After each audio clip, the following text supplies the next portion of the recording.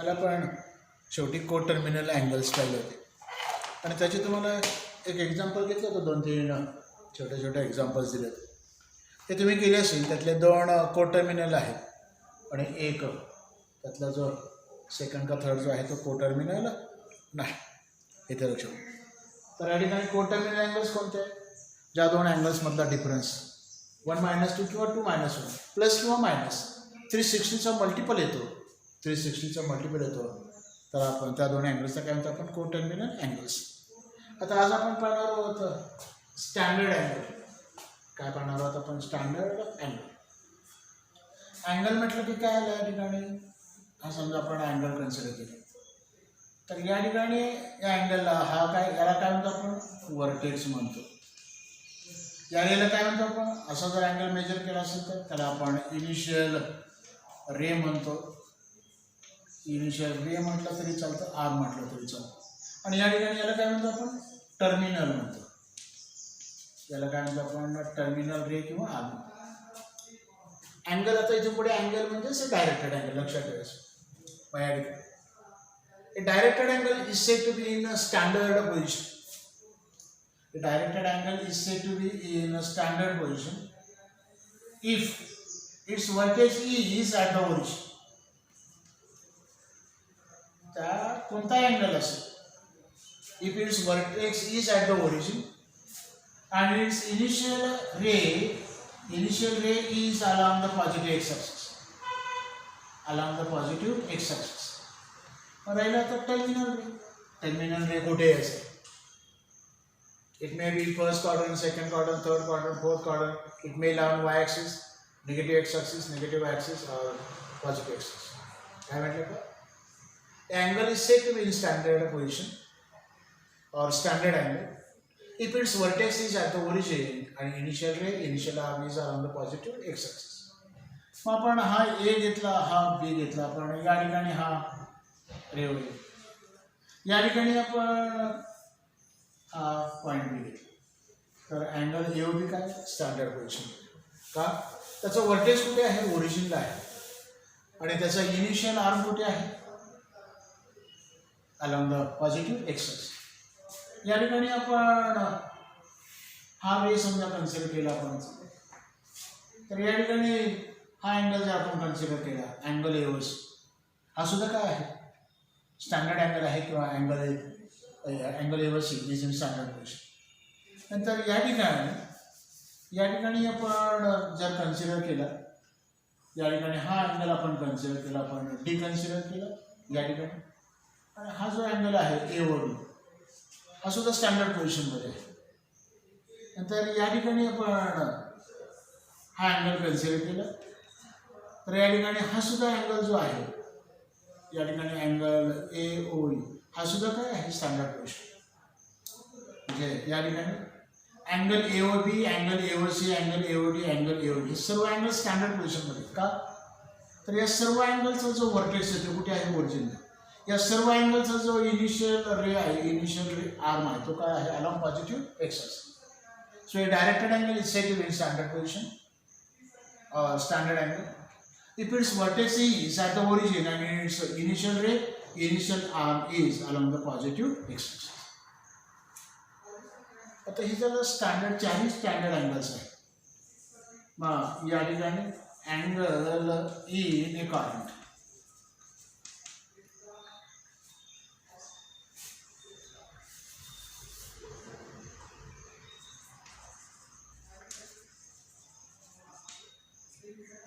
Angle in a quadrant. आता मला सांगा, क्वाड्रंट जर आपण पाहिलं तर या ठिकाणी हा फर्स्ट क्वाड्रंट येतो, हा सेकंड क्वाड्रंट येतो, हा थर्ड क्वाड्रंट आणि हा fourth quadrant. Angle is said to be in particular quadrant if it is in standard position आणि its terminal ray lies in that quadrant.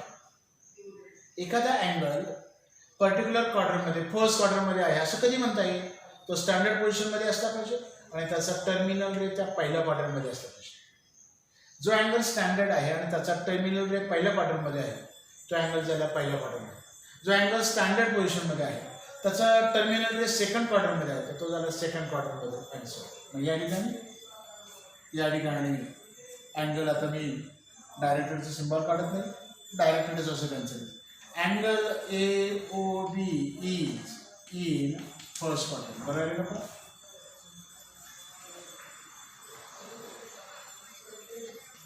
मग या ठिकाणी तो फर्स्ट क्वाड्रंटमध्ये आहे. का बरं फर्स्ट क्वाड्रंटमध्ये आहे? का तर तो स्टँडर्ड पोझिशनमध्ये आहे, त्याचं वर्टेक्स ओरिजिन आहे, त्याचा initial along positive X axis आहे आणि त्याचा टर्मिनल पहिलं क्वाड्रंट. मग या ठिकाणी जर आपण पाहिलं तर या ठिकाणी अँगल AOC कोणत्या क्वाड्रंटमध्ये आहे? तो आहे सेकंड क्वाड्रंटमध्ये. तो काय आहे? सेकंड क्वाड्रंटमध्ये आहे. बरोबर. आपण का तर त्याचा टर्मिनल रे सेकंड क्वाड्रंट. अँगल जर आपण या ठिकाणी पाहिलं AOD जर आपण पाहिलं तर या ठिकाणी AODचा टर्मिनल रे थर्ड क्वाड्रंटमध्ये आहे. तो कोणत्या क्वाड्रंटमध्ये आला? थर्ड क्वाड्रंटमध्ये. कोणत्या आला या ठिकाणी? थर्ड क्वाड्रंटमध्ये. आणि या ठिकाणी जो फोर्थ अँगल आहे कोणता? या ठिकाणी AOE या अँगलचा टर्मिनल रे कोणत्या क्वाड्रंटमध्ये आहे? चौथ्या क्वाड्रंटमध्ये आहे. म्हणून त्याला आपण angle is said to be in fourth quadrant असं आपण म्हणतो. बरोबर, फोर्थ क्वाड्रंट. तर हे झालं. मी या ठिकाणी दोन पॉईंट्स कोणते पाहिले? कोणत्या अँगलला आपण स्टँडर्ड अँगल म्हणतो? ज्या अँगलचा किंवा स्टँडर्ड पोझिशनमध्ये असा अँगल म्हणता येईल, ज्या अँगलचा वर्टेक्स ओरिजिन आहे आणि त्या अँगलचा इनिशियल रे किंवा initial arc along the positive X axis आहे, असा अँगल स्टँडर्ड पोझिशनमध्ये असा आपल्याला म्हणता येईल किंवा तो स्टँडर्ड अँगल आहे. A angle is said to be in standard position if its vertex is at the origin and its initial ray is along the positive x-axis. If angle is in standard position and its terminal ray lies in the first quadrant, then it is said to be in first quadrant. If angle is in standard position and its terminal ray lies in the second quadrant, then it is said to be in second quadrant. If angle is in standard position and its terminal ray lies in the third quadrant, then it is said to be in third quadrant. And if angle is in standard position and its terminal ray lies in the fourth quadrant, then we can say that it lies in the fourth quadrant. Angle particular क्वाड्रंटमध्ये कधी असतो? जर तो angle standard पोझिशनमध्ये असेल आणि त्याचा terminal रे त्या क्वाड्रंटमध्ये असेल तर तो अँगल त्या क्वाड्रंटमध्ये असं आपल्याला म्हणते. नंतर या ठिकाणी तिसरा जो पॉईंट आहे तो आहे क्वाड्रंटल अँगल्स. आता एक क्वाड्रंट म्हणजे किती अँगल येते? बरोबर. एक क्वाड्रंट म्हणजे अँगल किती येतो? 90 येतो. दोन क्वाड्रंट्स म्हणजे 90 + 90 180 270 आणि 360. बरोबर. मग या ठिकाणी अँगल जर स्टँडर्ड पोझिशनमध्ये असेल म्हणजे त्या अँगलचा वर्टेक्स ओरिजिनला असेल आणि त्याचा इनिशियल रे किंवा इनिशियल आर्म आपण म्हणतो तो जर आला एक्स ॲक्सिस असेल, त्याचा टर्मिनल रे एक पॉझिटिव्ह ॲक्सिसवरती असेल किंवा निगेटिव्ह एक्स ॲक्सिसवरती असेल किंवा निगेटिव्ह वाय ॲक्सिसवरती असेल किंवा या ठिकाणी यावरती असेल. काय झालं? क्वाड्रंटल. मग या ठिकाणी पण अँगल AOD हा क्वाड्रंटल अँगल. अँगल AOS आपण या ठिकाणी हा सी पॉईंट घेतला, तो पण क्वाड्रंटल आहे. नंतर अँगल AOD हा सुद्धा काही क्वाड्रंटल आहे. मग या ठिकाणी अँगल क्वाड्रंटल कधी आहे असं आपल्याला म्हणता येईल?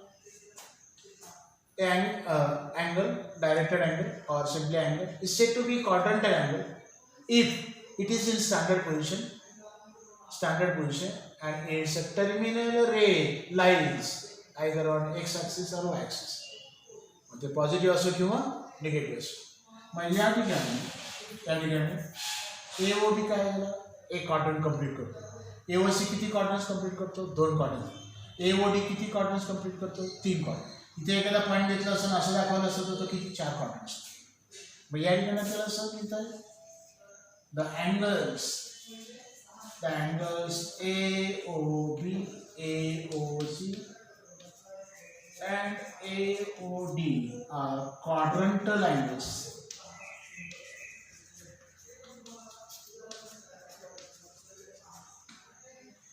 Angle क्वाड्रंट जर कम्प्लीट करत असेल 1 क्वाड्रंट 2 क्वाड्रंट्स 3 क्वाड्रंट्स 4 क्वाड्रंट्स तर त्या अँगल्सचं नाव दिलं क्वाड्रंटल अँगल्स.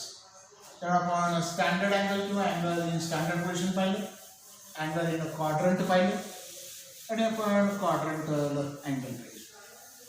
मग तो अँगल मेजर करण्यासाठी ज्या सिस्टम आहेत त्या सिस्टम पाहिलं.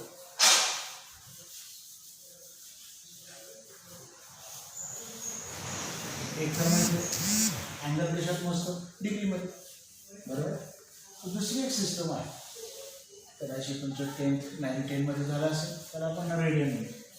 इकडे आपण दोन्ही मेथड्स पाहणार. या ठिकाणी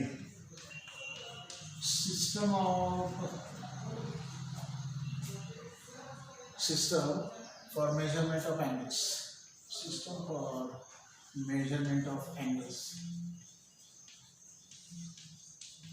measurement of angles. मी या ठिकाणी सिस्टमच्या जे सिस्टम्स दिल्या तरी चालतील, कारण 2 systems for measurement of systems of angles असं म्हटलं तरी चालतं. एक आहे या ठिकाणी सेक्सागेसिमल. काय आहे? Sexagesimal system. Sexagesimal system. या सिस्टममध्ये कसं, या सेक्सागेसिमल सिस्टममध्ये अँगल्स कशात मोजतात? Degree major.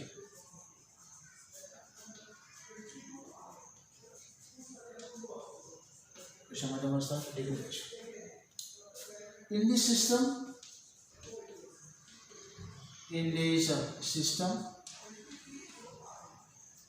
in this system angles are measured in degrees. Angles are measured in degrees. Degrees मध्ये अँगल्स काय करतात? मेजर. कसं डिफाईन केलं? या ठिकाणी हा आपण अँगलचा काय घेतला? व्हर्टेक्स. हा त्याचा आपण इनिशियल रे घेतला. हा इनिशियल रे आपण अँटी क्लॉकवाईज सेन्समध्ये काय केलं? तो आपण रोटेट केला, जेणेकरून तो पुन्हा त्याचं स्वतःचं पोझिशन घेईल. किती रोटेशन झालं? 1 रोटेशन झालं, बरोबर. 1 रोटेशन झालं.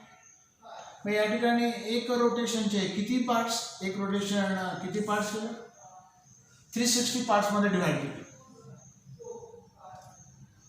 आणि 360 पार्ट्समध्ये डिवाइड केली. आणि या रोटेशनचा 360th पार्ट म्हणजेच काय घेतलं? 1 डिग्री घेतलं, बरोबर. मग या ठिकाणी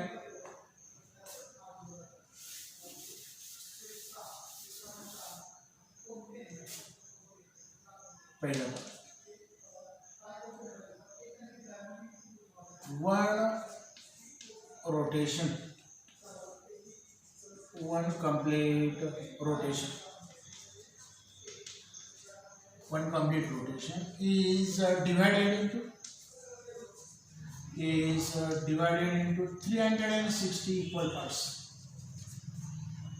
360 equal parts. 360 equal parts मध्ये काय divide? The 1/360th part, 1/360th part of 1 rotation is considered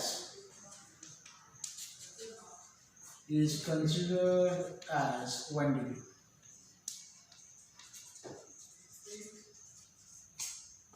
Symbol.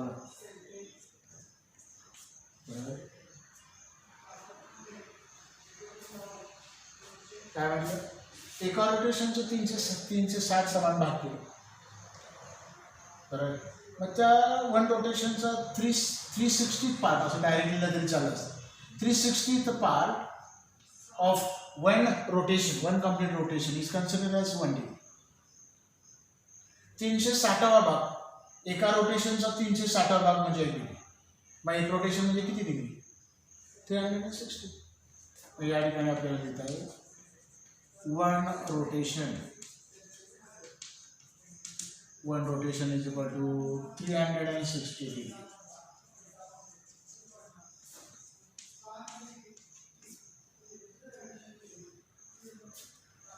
झालं?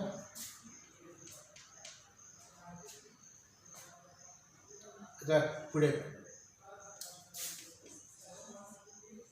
या ठिकाणी तुम्हाला समजण्यासाठी मी हे डायरेक्ट लिहिलं तरी चालेल. तुम्हाला समजण्यासाठी मी लिहितो 1 degree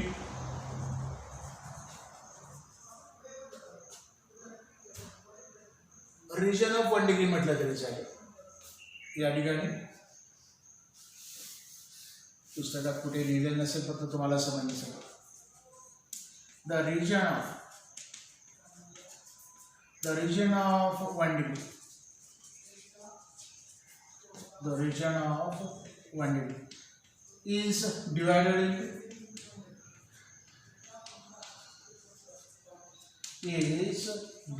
into 60 equal parts.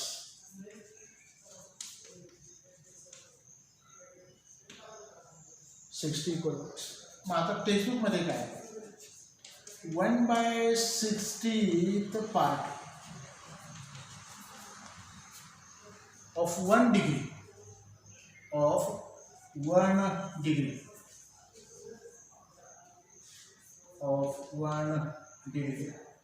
is considered as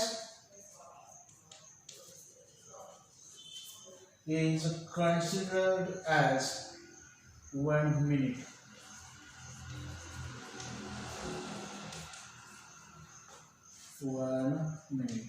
डोक्यावरती 1च्या सिंगल डॅश असेल तर 1 डिग्रीचा जो रिजन आहे त्याचा 60वा भाग 60 पार्ट मध्ये त्याचा 60वा भाग काय घेतलं 1 मिनिट घेतलं. मग एका डिग्रीचा 60वा भाग म्हणजे 1 मिनिट. मग 1 डिग्री म्हणजे किती येणार. मग या ठिकाणी 1 degree it is equal to 60 minutes. 60 minutes. या ठिकाणी सिम्बॉल मध्ये पण आपल्याला लिहिता येईल. बरोबर. हे जरा सेकंड. आता थर्ड काय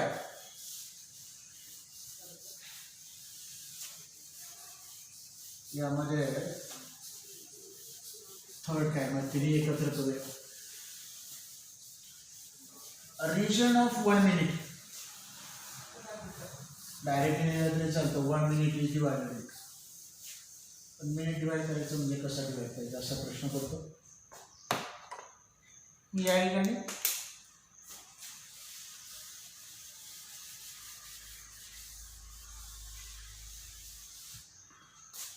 तिसरं काय the region of 1 minute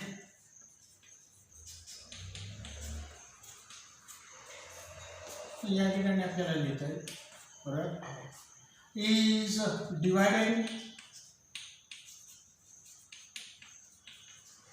is divided into 60 equal parts.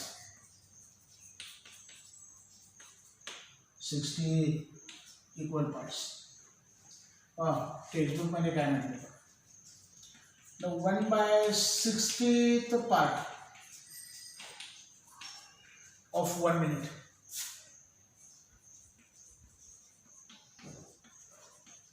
बराबर.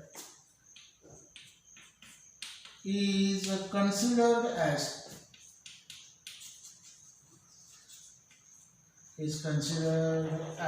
1 second. is considered as 1 second. या ठिकाणी सेकंड साठी जे आहे ते डबल डॅश. मग मिनिटचा 60वा भाग म्हणजे 1 सेकंद. मग एका मिनिटचे सेकंड किती 1 minute. 1 minute equal to 60 seconds. या ठिकाणी सिम्बॉल मध्ये मग हे नाही लक्षात राहिलं, फक्त 3 लक्षात ठेवायचं. 1 rotation equal to 360 degree. 1 minute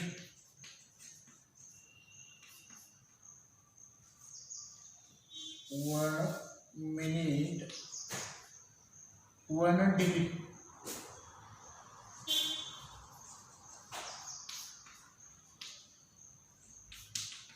We are going 60 minutes.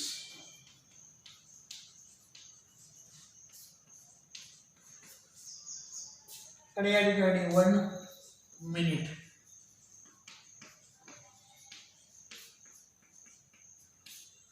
60 seconds.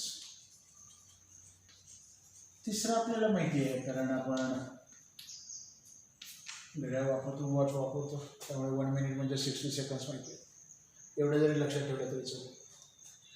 पहिली सिस्टम पाहिलं hexadecimal system.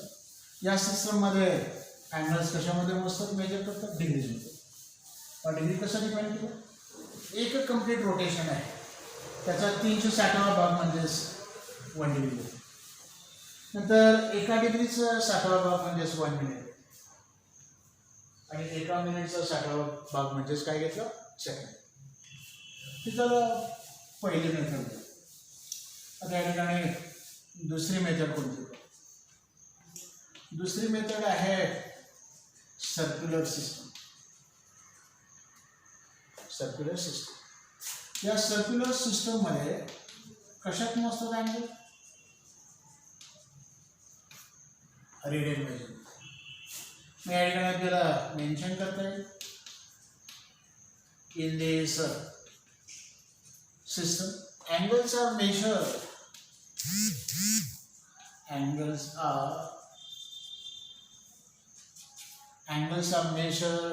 in radians. Angles are measured in radians. मग 1 radian angle कसं डिफाईन केलं, 1 radian angle. या ठिकाणी मी सर्कल आहे, आपण अशी सर्कलचं जरा सेंटर दिलं. या ठिकाणी आपण एक पॉईंट घेतला, ए घेतला. या ठिकाणी आपण पॉईंट घेतला, तो बी घेतला. या सर्कलची रेडियस आहे ती आर घेतली. या सर्कलची जी आर्क आहे, length of arc A B is equal to R. आर्कची लेंथ जर सर्कलच्या रेडियस एवढी असेल तर या आर्कनं या सर्कलच्या सेंटर बरोबर केलेला अँगल जो असतो तो काय असतो, 1 रेडियन. रेडियनला डोक्यावरती स्मॉल सी, वाचताना 1/c नाही, 1 रेडियन नाही. मग डेफिनेशन कसं, 1 radian, 1 रेडियनची definition.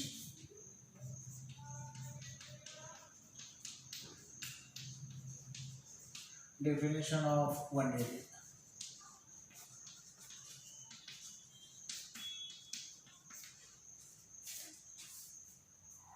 One radian angle, 1 radian angle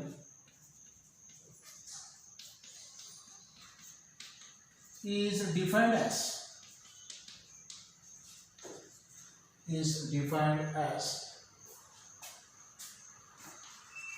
the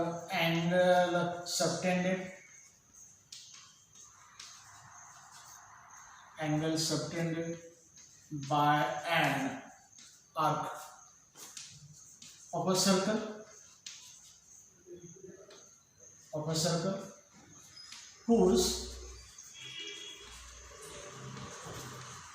whose length is equal